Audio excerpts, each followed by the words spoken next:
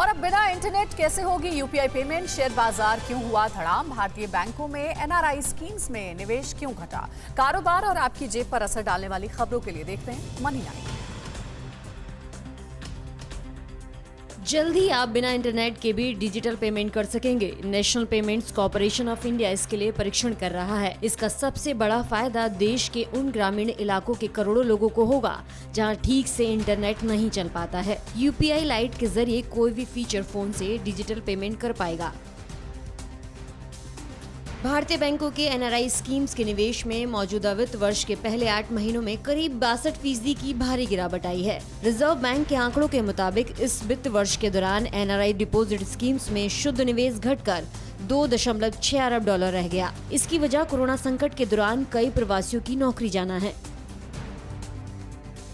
वैश्विक स्तर पर कमजोर रुख के बीच घरेलू बाजार में चौतरफा बिकवाली देखी गई। कारोबारी हफ्ते के पहले दिन बीएसई सेंसेक्स 1546 अंक का गोता लगाकर 58,000 अंक के नीचे आ गया। विदेशी संस्थागत निवेशकों की पूंजी निकासी जारी रहने से भी बाजार पर असर पड़ा। नेशनल स्टॉक एक्सचेंज का निफ्टी 468 अंक लुढ़क कर 17,149 अंक पर बंद हुआ। सेंसेक्स के सभी 30 शेयर नुकसान में रहे। एयर इंडिया 27 जनवरी तक टाटा ग्रुप को सौंप दी जाएगी। सरकार ने पिछले साल 8 अक्टूबर को एयर इंडिया को टाटा समूह की होल्डिंग कंपनी टेलेंस प्राइवेट लिमिटेड को 18,000 करोड़ रुपए में बेचा है। 25 अक्टूबर को केंद्र ने इस सौदे के लिए शेयर खरीद समझौते पर हस्ताक्षर किए थे। इस सौदे को लेकर बाकी औपचारिकताएं जल्द पूरी होने की उम्मीद है।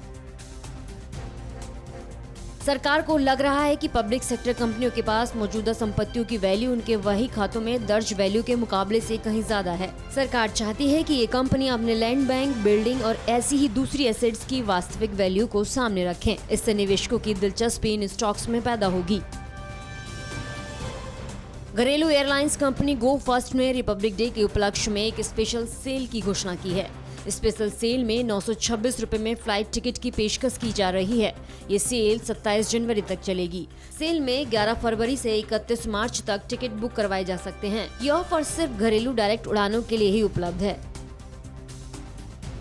मार्केट वैल्यू के हिसाब से सबसे बड़ी क्रिप्टो करेंसी बिटकॉइन सोमवार को 7% से ज्यादा लुढ़क कर 6 माह के निम्नतम स्तर पर आ गया। यूक्रेन पर रूस के हमले करने के डर से निवेशक बिटकॉइन बेच रहे हैं। बिटकॉइन 33,820 डॉलर पर कारोबार कर रहा है।